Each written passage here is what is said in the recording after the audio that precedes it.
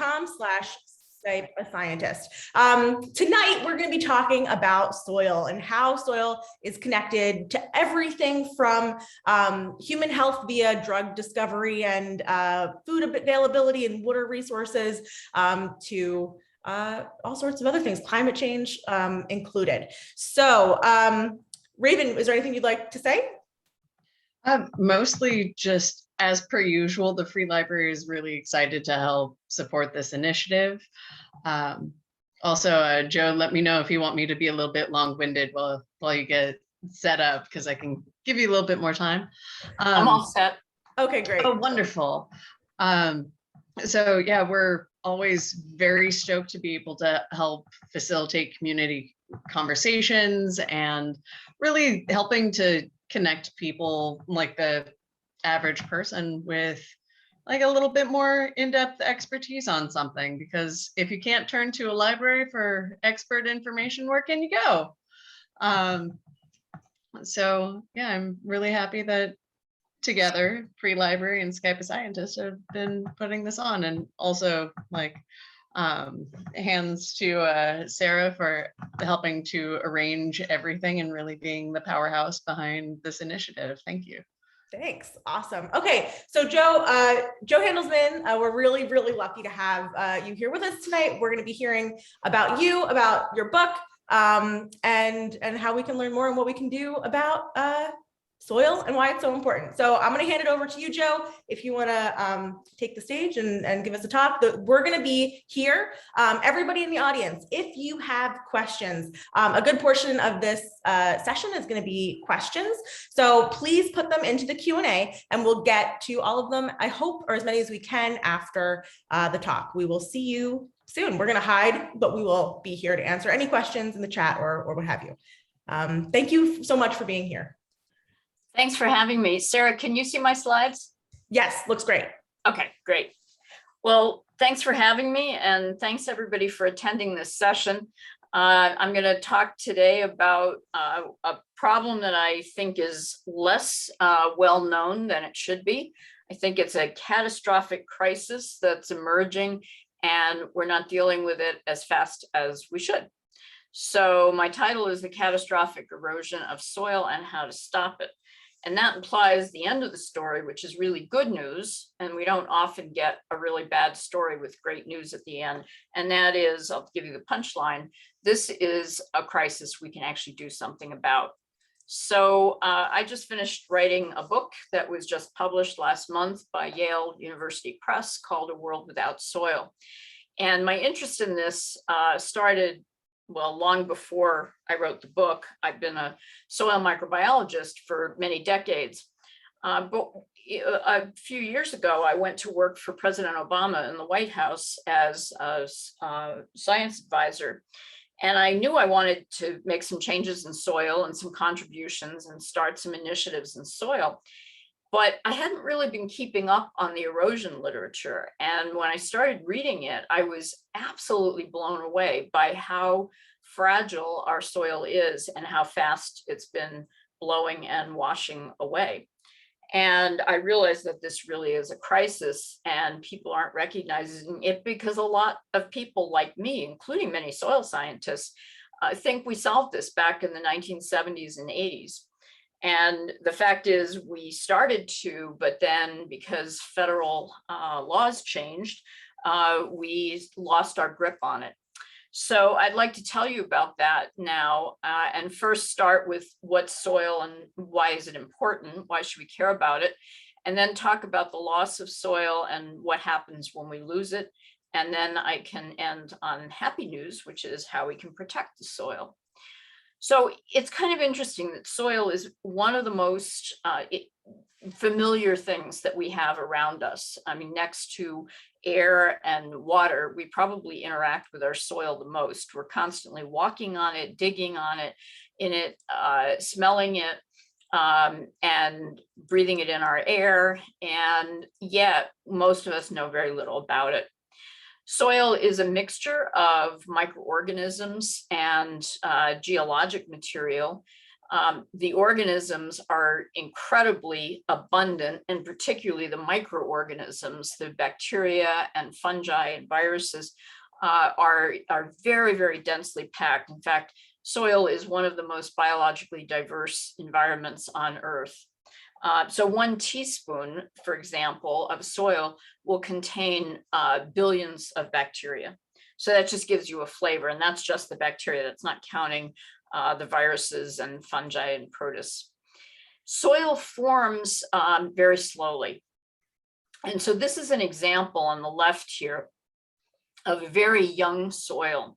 So it's very unformed, which means that you don't have the typical layers that you get when you have a mature soil. Soil forms by the interaction of geologic materials. So these are the rocks and minerals that come from the earth, from below the surface of what we think of as soil. And then those rocks and minerals are changed by the plants, animals, and microorganisms that interact with them. And then, of course, the climate has enormous impacts through a process we call weathering that changes the chemistry and physical nature of the soil. And probably the most important aspect of soil formation is time. It's slow. So we form about 0.5 ton per acre per year, which is hard to visualize. So that's about 1/100th of an inch per year of soil.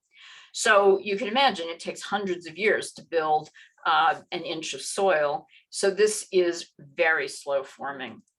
And this is what a more mature soil looks like. So compared with this one, where you can see there's no what we call horizonation, which is the layers. Each layer is called a horizon of soil. This is much more differentiated than the young soil. In this old soil, you see the topsoil, which is what most of us are most familiar with because it's at the top and it's where most of our plants grow. And then, for example, in this soil, this area is leached, which means that a lot of the metals and geologic material has been washed out through many, many, many years of interacting with water. And that's why it doesn't have any color, because the minerals aren't there, but they've been deposited in the next layer down. And then you get these beautiful colors that indicate a lot of iron and probably other metals, giving it color. And if you go all the way down, then you reach the subsoil, which is where there's no topsoil. So probably most of this horizon would be subsoil. And then when you get really deep, you get to the bedrock, which was the original geologic material that gave rise to the soil. Some soils have been incredibly coveted by people in various places in the world.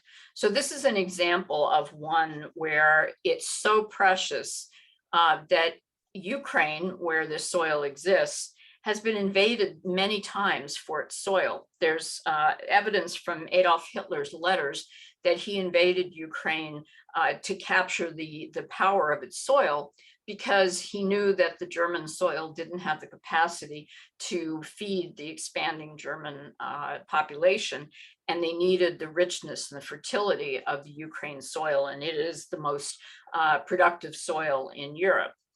And most recently, we hear about Putin invading, and there's some evidence that he too wants the fertility of this land for Russia. So why are people so hot to get great soil? Well, first is obviously food security. The soil is known best probably for being the source of about 95% of our food that's grown in it. Our water quality, a less well-known fact is that water is filtered through soil. In fact, soil is the largest water filter on Earth. And so for those of us who drink groundwater that's been pumped up to the surface, if you think about where that water originally came from, if you think of a puddle on the surface, you'd never want to drink out of that puddle. But by the time that water gets down to the groundwater level, which is deep in the earth, and then gets pumped up again, it's quite clean. And that's the action of the soil. The microorganisms and minerals act as a filter. The biodiversity, as I mentioned, is a tremendous asset of soil. And antibiotics reside in soil. So most of the antibiotics we use in medicine today came from soil bacteria, and that discovery process of antibiotics is still going on in soil. And soil, it's not just antibiotics, soil has given rise to many different classes of drugs. And then what has been surprisingly absent from our discussions of climate change is the fact that carbon storage is enormous in soil. And it's worth looking at the numbers because they're so dramatic. So in the top 2 meters of soil, we have across the earth, 2,500 billion tons of carbon. So that's 2.5 billion tons of carbon. That's hard to visualize. So let's look at it relative to other sources of carbon. So for example, if we look at the entire atmosphere around the earth, the soil contains 3 times more carbon than the entire atmosphere. And the soil contains 4 to 5 times more carbon than is collectively in all of the plant biomass on Earth. So we think of carbon storage in plants a lot, and we think of the destruction of forests and plant land with plants as a very bad source of carbon that goes into the atmosphere as greenhouse gases. But another source of carbon and a repository for carbon is the carbon in soil. But it's really a sad story because we've already lost about half of the carbon that was in the soil since about 1850. And most of that is due to agricultural activities. So just to review a few aspects of the carbon cycle, where does this carbon come from? Where does it go?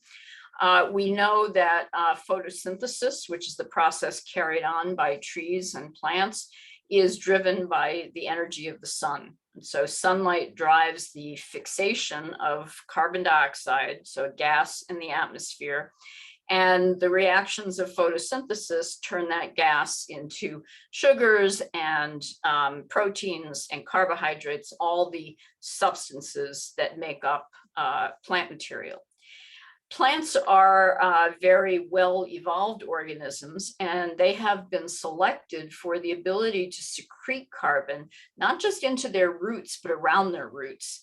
And as much as 1/3 of the carbon that they fix through photosynthesis ends up outside the plant and is there presumably to feed the microorganisms around the plant. So that's a benefit to the plant because the bacteria in the soil produce these long, sticky, gluey molecules called polysaccharides that stick soil particles together. And that creates what we call the soil structure or its architecture. That when you get clumps and clods of soil, that's because the bacteria have produced these glues that stick the soil particles together. And that's really important because it reduces the rate at which soil erodes. So the single particles, like a single grain of sand, are much more likely to erode than a big clod of earth. So the erosion is pretty scary. This is a photograph of Iowa from the air, and you can see all these light tan spots. Every place you see that tan color, there's no topsoil. What's being exposed there is the subsoil. And the amount of land that is being exposed like that is increasing dramatically every year. So just to give you a sense of the rate at which this is happening, the national average for soil erosion is 5 tons per acre per year, but that's averaged across the whole country. In Iowa, which is one of our most fertile states and one of the largest producing agricultural states, some of the acres in Iowa are eroding at 25 to 50 tons per acre per year. And one year in the last decade, there was one rainstorm that eroded 50 tons per acre on thousands of acres of Iowa soil. So what that says is that this particular rainstorm eroded 10 times more soil than we lose on average in an entire year of erosion across the country. So this is devastating. 50 tons per acre means that the soil is not going to last very long. These are some of the numbers from the USDA of the rate of soil erosion. And I did say before that the rate of erosion went down. Well, in the 80s and early 90s, the rate of erosion actually was decreasing pretty quickly. And that's because we had some legislation called the Food Security Act that rewarded farmers for taking good care of their soil. And then in the Farm Bill of 1992, they took away a lot of USDA's leverage to get farmers to do the right thing. And you can see what happened right after 1992. Erosion started kind of leveling off, and that nice decrease that we were seeing in the first 10 years after the Soil Security Act or Food Security Act led to pretty static. And by now it's not really getting much better on an annual basis. But the story gets even worse because there are two types of water erosion, sheet and rill. Doesn't matter what they are, but they're erosion that occurs on the surface. And then the other type is wind. But there's actually a third type of water erosion, and that's called the erosion in ephemeral gullies. These are the gullies that form when you have these massive rainstorms and land is inundated with water that isn't absorbed quickly enough. And so it runs off the surface, carrying soil with it. And it makes these deep ruts in the land, and that further erodes the soil. And so we don't have an estimate of how much gully erosion is contributing to soil erosion. And that's really worrisome because the people who tried to estimate this say it's probably half of the total erosion, which means that the numbers we see here probably represent only about half of the soil erosion that's going on. And so the estimates that we have to take as a minimum, not the actual numbers, and likely the actual numbers are much higher. So what does it look like if we look at how long the soil will last? So these are some projections that my group in the White House did. And we assume that if you start with, say, a typical acre in Iowa that has about 1,000 tons per acre of soil, and you take the national average, which is 5 tons per acre loss per year, the soil obviously erodes because 5 tons per acre per year is about 10 times faster than the production rate, which is 0.5 tons per acre per year. So clearly, I mean, without even looking at the graph, you know that if we're making soil at 0.5 ton per acre and we're eroding it at 5 tons per acre, clearly that's not sustainable. But if you look at the graph for well-endowed soils that have it's 1,000 tons per acre, you can see that the soil would last about 100 years from now. So while that's pretty scary for 100 years from now, it's not devastating for the world right now, and probably for most of the lifetimes of the people who are listening to this. But the story gets worse. And the first thing we need to look at are weather patterns. So in the first half of the 20th century, the really heavy extreme rain events, which I think everyone's familiar with because we've seen a lot of those this year. And in the Midwest, we've always had some extreme or heavy precipitation events, but recently they've certainly increased and they're very noticeable. But in the first half of the 20th century, we saw the average precipitation, the number of these extremely heavy rains, kind of clustering around an average. And sometimes it was above, sometimes it was below, but it wasn't really changing. And then in the latter half of the 20th century, we started seeing a rapid increase in the frequency of these extreme weather events. So you can see here from the 1950s on, we no longer saw the clustering around the mean like we did in the early years. We saw really aggressive increases in the number of extreme weather events on a decadal level and it never went back, and it continues to increase. So with this kind of heavy rain, which is one of the hardest things for soil to sustain itself through, because the rain is so effective when it's that heavy at breaking up clods and clumps and washing them away, what kind of erosion numbers are we going to see in the next decade? So if we look at the same graph, this was the curve for 5 tons per acre per year. But is that really reasonable given the high frequency of heavy precipitation that events that we're seeing? So we can imagine that that could increase the rate of erosion to say 25 tons per acre per year. And if that were the case, we would completely run out of soil by 2060. And we would reach the 50% mark by 2040 or so.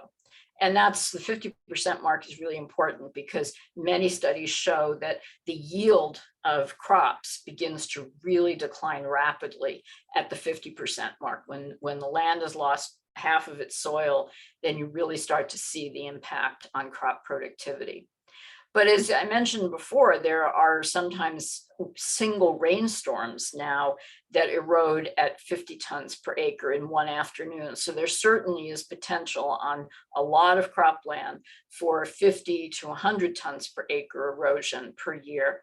And in that case, we would be out of soil by 2040 for 50 tons. And for 100 tons, we have less than 10 years of soil left. And the halfway point, as you can see, for these two rates is pretty soon. One is halfway through this decade, the other is at the end of the decade. So the bad news is that soil is eroding. It's eroding more rapidly than it used to. We are estimating erosion with only partial data because we're missing the whole gully erosion part of the equation. And now with increasing frequencies of these aggressive storms, we're expecting the erosion rates to accelerate tremendously. And already 25% of Iowa has no topsoil left. A quarter of one of our most fertile states in the country has no topsoil. So that's pretty scary. What's going to happen as we lose our soil? So first is that the crop production capacity of our country, of the world, will be substantially reduced. Another aspect is this is a really circular reinforcing issue. It's kind of a downward spiral that when soil is lost or has less carbon in it, it has less ability to buffer floods and droughts because soil is like a sponge. It'll hold a lot of water and that will prevent floods, and it'll also be able to hold more water for possible droughts. And that all means that our crops will be more vulnerable to the impacts of floods and droughts. We'll obviously have just less land if we've lost our topsoil to feed a world with an increasing population, which is supposed to reach 10 billion by 2050. And there are all sorts of aesthetic and environmental issues that we lose the resilience as well as the beauty of the landscape we know. We also lose the most powerful water filter on Earth. So these are pretty devastating effects of soil, but it actually goes on from there to get worse. If we've already lost, the estimate is 133 billion tons of carbon from our soil. This is equivalent to 25 years of US fossil fuel emissions. So the question is, how much more can we afford to lose? Or alternatively, how much can we put back into the soil? Can we restore this 133 billion tons? When soil erodes, some soils will emit greenhouse gases when they're disturbed and eroding. So the consequences extend beyond the land that's losing its soil. These are a few examples of where soil has entered waterways. So this is the eroded land that has lost its soil. And then you can see the enormous deposition of silt and soil in the water. And this pollutes rivers and lakes and ultimately spills into larger bodies of water like oceans. This is a very sacred river in New Zealand that has been entirely contaminated and distorted by the impact of soil erosion. This is one in Switzerland. So you can see that these are waterways across the world that have been destroyed by soil erosion. Probably the best example is right here in the United States, is the Mississippi River, which brings so much soil and accompanying nutrients to the Gulf of Mexico. And that's it collects the nutrients from the farmlands of the Midwest. When it gets to the Gulf and deposits all those nutrients in the Gulf, we get these enormous blooms of algae. And when the algae die and microorganisms start degrading them, they use up all the oxygen. And so we have generated a 7,900 square mile area of the Gulf of Mexico that is anoxic or hypoxic, which means it doesn't have oxygen, which means they're basically dead zones. And that has had enormous impacts on the fishing and shellfish industry of the Gulf. So the question is, with all of these forces devastating our soil, what can we do to prevent soil loss? And it's very interesting that traditionally there are many examples of indigenous cultures that have been around for a very long time and have been farming the soil in a sustainable way for, in some cases, thousands of years. The indigenous cultures that didn't protect their soil, for the largest part, don't exist anymore because they lost their source of food. And I think that's what we're in for as a species if we continue to destroy our soil, because there are examples throughout history of peoples who have just flagrantly ignored the health of the soil.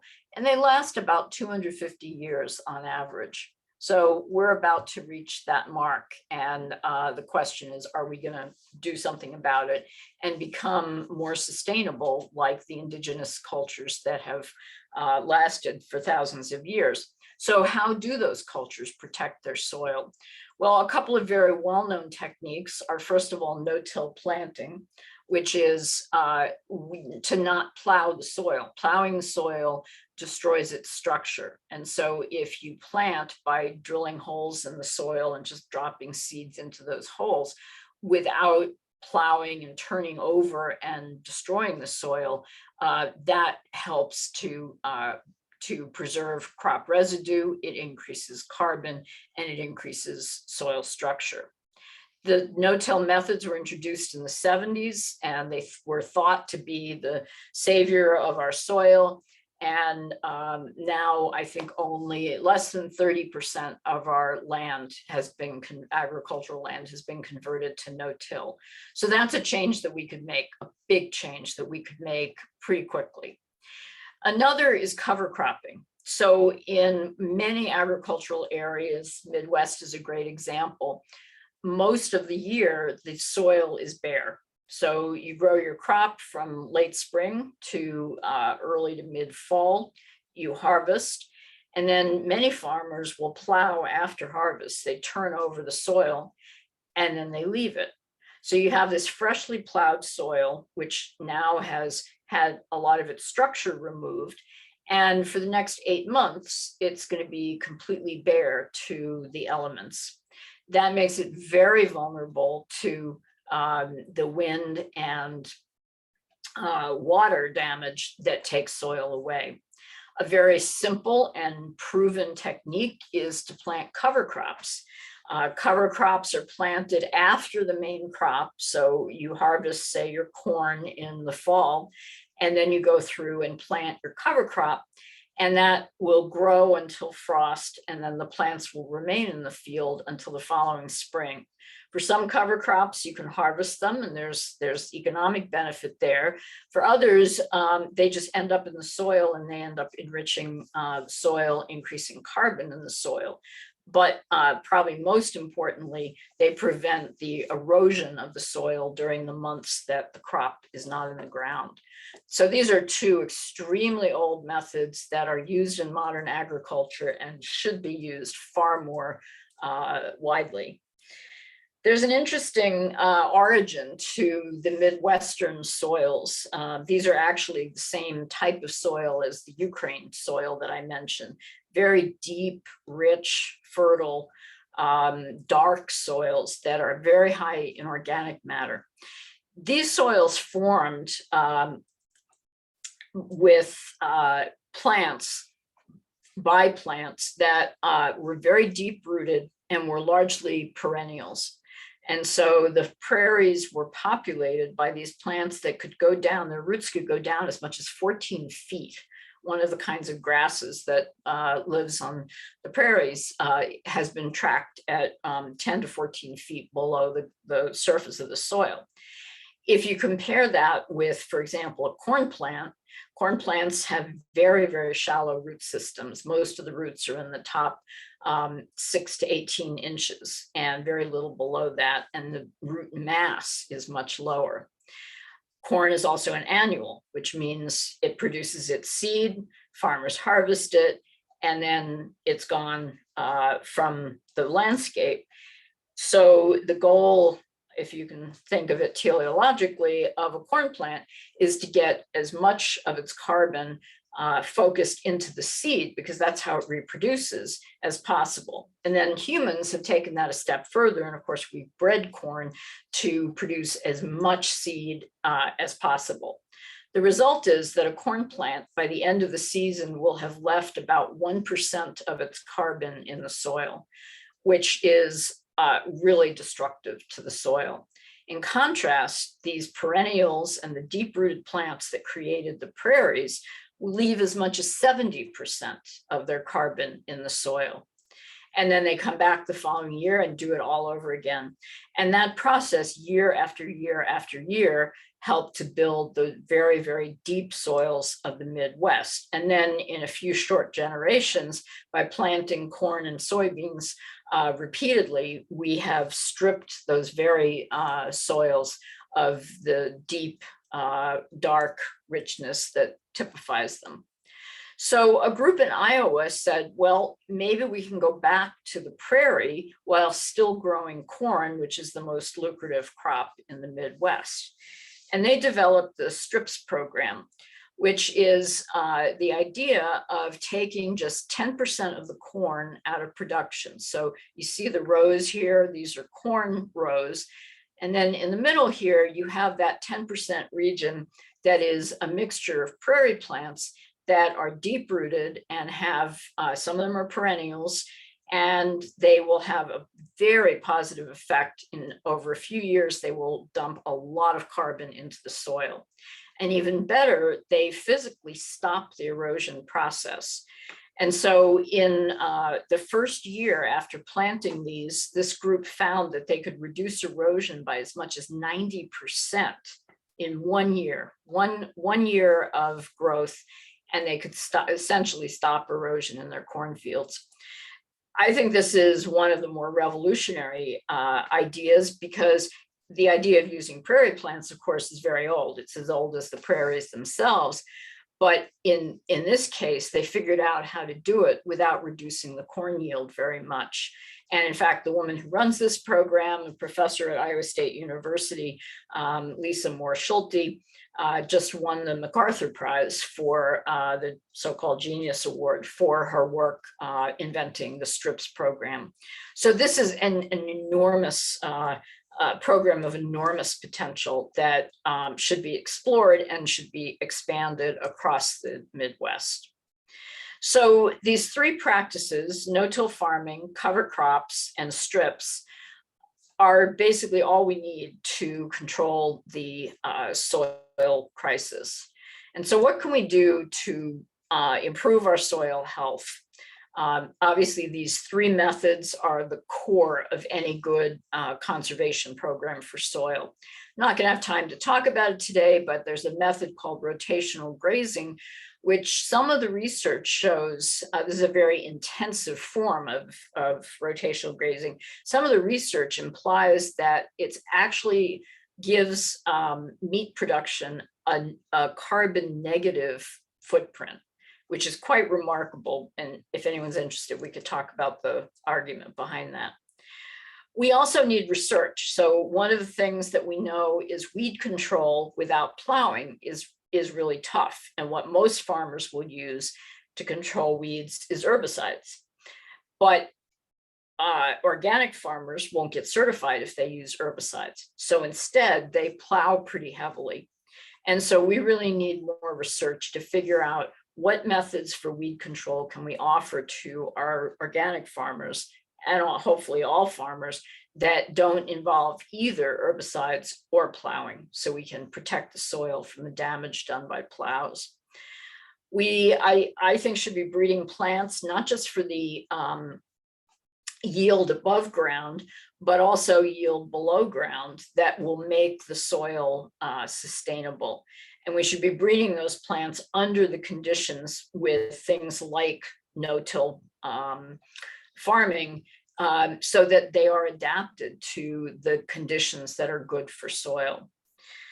Policies for the government are, I think, some of them are very complex. Some are actually pretty straightforward. One is to use crop insurance. So farmers get crop insurance so that if they have a catastrophic loss of their crop, they still have income and the insurance pays out. We could use crop insurance premiums as a way of incentivizing farmers to practice good soil stewardship. For example, we could give them discounts on their premiums if they build soil health. We could be expanding public lands that could be converted to prairies.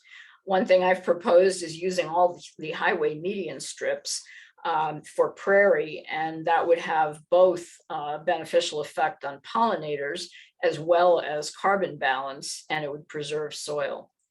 And then internationally, there's an effort called 4 per mil that was discussed at COP26 last month in Glasgow. It was a plan that was introduced in the Paris talks, the climate talks, COP21 in 2015. And 4 per mil was proposed by the French, and it was the idea of every country increasing its soil carbon by 0.4%. And if we all did that, and that's obviously an aspirational goal, but if we were to achieve it, it would actually be enough carbon deposited in soil to counterbalance the increases in emissions, and we could actually keep climate change to this 1.5 degree warming. So those are just a few of the ideas of things that we could do at a more local level, individual farmers. We could do at a municipal level, things like highways, and then of course, global policy across the world. So with that, I will stop, and I hope we have time for questions. That was so great. I just learned so much, and I'm simultaneously afraid and hopeful. So thanks for that. So we have lots of questions already. So Raven and I will be switching off asking questions. If you at home have questions, please put them in the Q&A, and we'll try to get to as many as we can. We've got about 14 so far. All right, let's do it. First question comes in from George. What areas do the erosion numbers that you showed cover? Is this already existing conventional agriculture land, or are there any studies that compare different types of agriculture, and like maybe just like how much would, let's say, be removed from a prairie that's been a prairie, is a prairie now, in these really bad rainstorms? Even in the really bad rainstorms, the prairies will build carbon in their soil, and they will build the soil. The plants from that are perennials and that have these deep roots are so effective at building the soil that they will completely protect it from erosion by really hard rainstorms and wind. So that's one extreme. And then of course at the other extreme are the kinds of fields that I showed you, you know, Iowa field where it's plowed sometimes twice or 3 times a year, and then it's left bare and open throughout the winter. Great, thanks. You're on mute, Raven. So I am. All right. This time with feeling. All right. So Aaron in the chat asks, is there anything being done to address soil erosion issues as far as legislation? Anything in the pipeline? Are there environmental professional societies lobbying to fix this? Yeah, there is a lot going on. And in fact, just yesterday, I got a copy of the Build Back Better bill, which is, you know, the big budget bill from Biden. And the part that was circled in orange was the section on incentivizing farmers to plant cover crops. And the bill actually has the stipulation of $25 per acre up to 1,000 acres per farmer. And that's enough to encourage them and to pay the initial costs of planting cover crops. A lot of these practices cost money in the short term, but then over the long term, the soil becomes much more fertile. And so the farmers need less fertilizer. So the inputs cost less and their profit is greater. So the challenge for a lot of legislation is how do you get them over that hump? How do you give them the incentives for the first year or maybe the second year that will make it possible for them to switch farming methods? And that's, I think, a great example, monetary example of incentivizing farmers. So I hope that that remains in the bill as it's passed. There's also a movement to try to get the CRP program, which is a conservation reserve program that pays farmers to steward their land and build the soil rather than eroding it. And so they usually take it out of crop production and put it into this reserve program. Unfortunately, a lot of people have manipulated that program to continue to farm or do things that are destructive to the soil. And so it's not actually having the, the desired effect. So some people have proposed that if we really tightened up the CRP program, we could have a big impact and make sure that if farmers are getting those payments, like in the Build Back Better, that they're actually doing something beneficial for their soil, either planting prairie plants or doing something else to foster carbon and soil health. Great, thank you.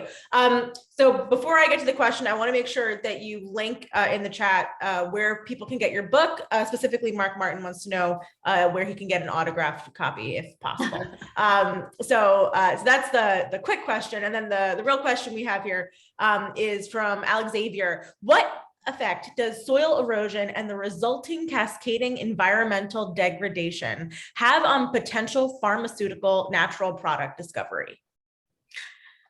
Great question. We don't know the answer to that entirely.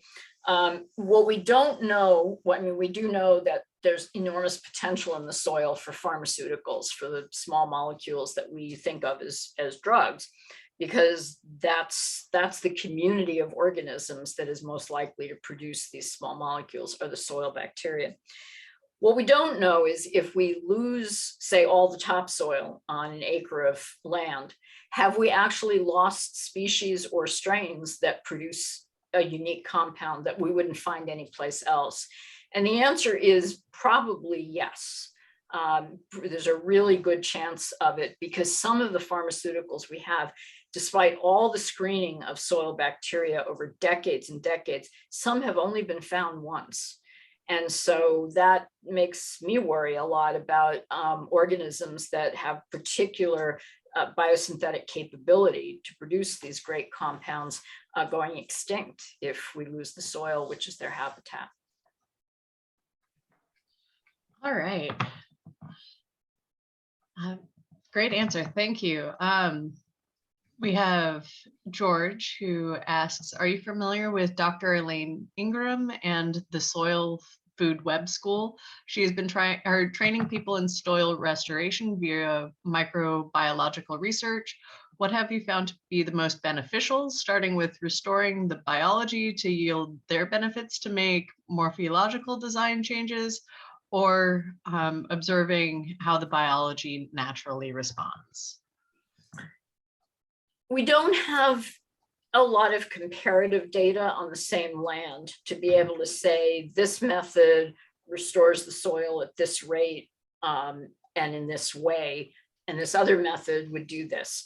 But we do have, at least if you don't compare it, a lot of non-comparative data. And so we have a lot of these methods that have been shown to have an effect, and those, including cover crops and intercropping, or the strips program, or no-till. Elaine Ingram's program is amazing. She has been doing this for about 30 years. And even where she doesn't have the evidence to support it or to know why it's working, she's able to increase soil health. And part of it is based on the ratio of fungi to bacteria. And she has several other markers for what a healthy soil is. So yeah, I wish more people were working with Elaine and learning her methods. There are certainly other approaches to soil health, but hers is tried and true, and it's been working for quite a few decades. Great, thank you. Our next question is from Stacy Phillips. We also have a question from Mariah, and these are kind of all tied together. How easy is it for farmers to implement changes to agricultural practices on the ground? Does it need full-scale governmental change, or are smaller scale projects like the Strips project that you mentioned a good way to get farmers engaged on the issue? I think we need both. It's a really great question, because some farmers can make those changes financially. They're just able to do it. The input costs at the beginning, like buying seed for the strips, or getting no-till plows or no-till planters, they can afford that, and that's great. Some farmers have formed cooperatives. So for farming methods that require new equipment, the cooperative will share, for example, planting implements. And that way, a farmer that has been doing plowing, their whole career, and they've built the implements that they have, the farm equipment around that assumption, now have a means to access, without spending hundreds of thousands of dollars on a new piece of equipment, they can access a no-till type of equipment. So there are several approaches on it, very small scale, medium scale, state level. The problem is that there are many farmers who won't do anything that interferes with just growing corn, because corn is the most lucrative crop, at least in the Midwest.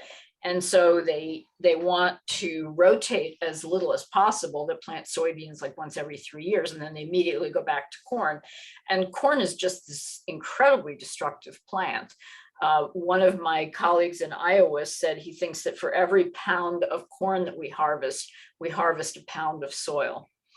And that gives you a flavor for how much damage we're doing by growing continuous corn.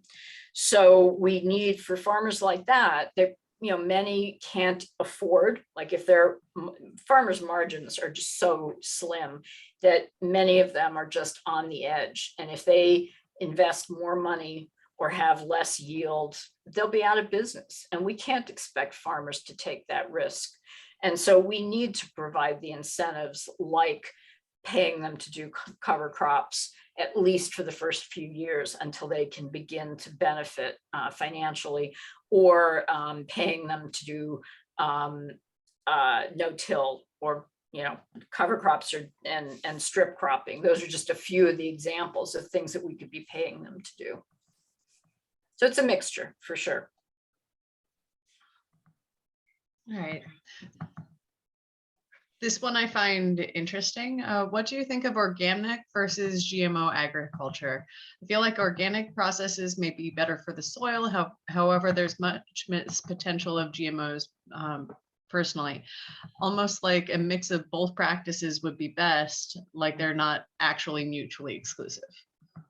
Yeah, I agree with that they shouldn't be mutually exclusive. The prejudice against GMOs has been, enormous from the very beginning of the GMO industry. But the GMOs have some really great benefits, like you can spray herbicides on your crop. The crop doesn't die from the herbicides, the weeds do, and then you don't have to plow. So in terms of soil protection, that's a real boon. And has been quite impactful in a positive way on our soils. But on the other hand, we are blanketing the Midwest and much of the world's corn and soybean regions with these GMOs that many of them, almost all of them, will contain pretty much the same gene. And then we're spraying the same herbicide on all of them that have the herbicide resistance. And I worry about anything that decreases the diversity of practices and the diversity of plant material on land. And we just don't know. I mean, this is hypothetical, but what does it mean to be putting the glyphosate resistant, which is Roundup resistant gene, on millions of acres of land across the US, and then spraying that land with glyphosate? That's a lot of glyphosate going into the environment. And yes, glyphosate is probably about the safest pesticide we have access to, but does it have problems if you're spraying it that much across the landscape? So I have questions about GMOs, but not the questions that most people worry about. And I think they should be approved for organic farming, because there is no evidence that there is that the GMOs are bad for our health, human health. They may be, but we don't have the evidence yet, or that they're bad for the environment if used properly. And again, we may find, over time, if we study it, that there are negative effects, but we don't have the evidence. We sure know that plowing is really rotten for the environment. And so let's work with the data, not just the prejudices. And the prejudices are just enormous. As you probably know, if you ask the question, GMO has been banned in much of Europe. The EU will not import our soybeans or our corn because most of them are GMOs. So this is a big international problem. And I don't think your question is right on target. We shouldn't be juxtaposing organic farming with GMOs. We should be using the best collection of practices that we can to preserve the environment as well as preserve yields. Great, thank you. Our next question comes from Anna. In relation to policy, what are your thoughts on carbon credits? I'm in Ohio, and that's becoming more of a discussion among my farmers and the ag agencies I work with. Is there any research with long-term numbers related to this that I can look into, or is it still too new of a concept? Yeah, great question. I'm not an expert. I have tried to learn about carbon credits. It's a really complex area economically, and I have not really delved into it sufficiently to give you good references. My sense is that carbon credits are still a little too new to have a lot of evidence about their long-term impact on the economy. There have been some very weird, I think, arguments about carbon credits. Like, we shouldn't have carbon credits because then companies won't worry about their emissions. They'll just be able to buy the carbon credits.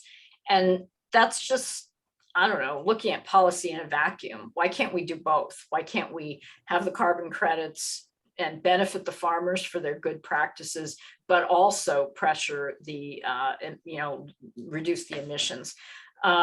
So there are some real prejudices against them. They are definitely here to stay. I mean, at least for the moment, farmers will be selling the carbon that they put into the soil to big multinational companies. So sorry, that's not too much of an answer, but except that I'm sure we're going to be seeing a lot more about carbon credits.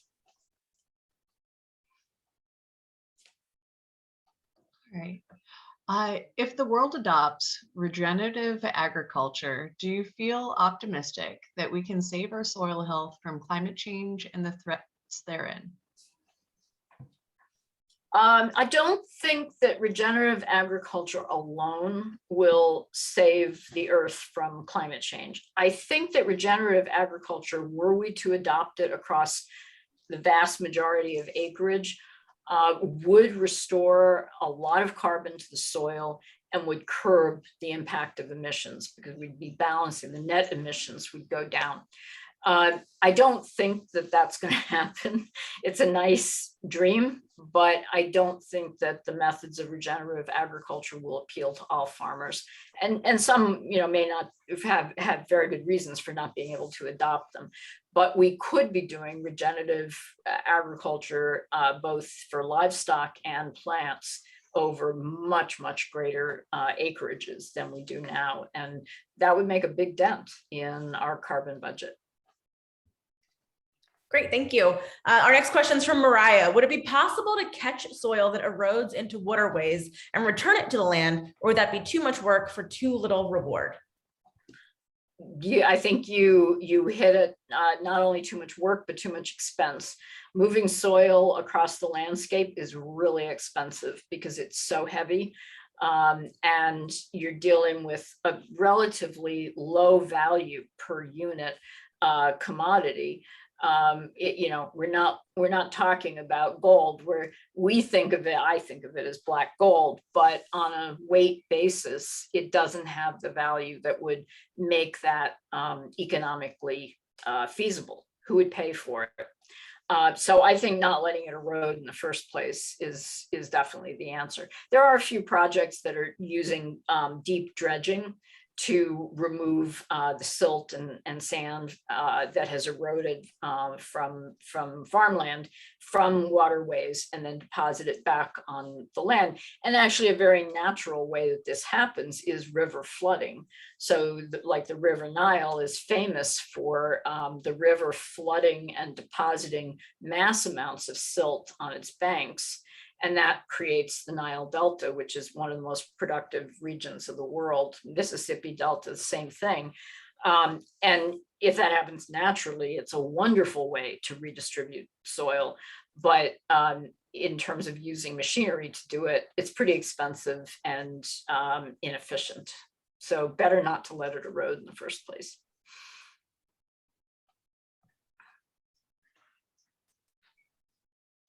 All right. So this one's a long question. The Media Club, associated with One Health Lessons, just reviewed the documentary called Kiss the Ground.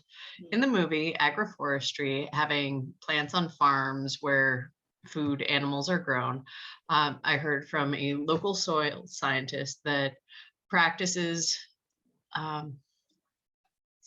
silvopasture, Yep. a type of agroforestry, could be hazardous, like trees attracting lightning. Do you think that agroforestry should be promoted for the soil health and for great agricultural good?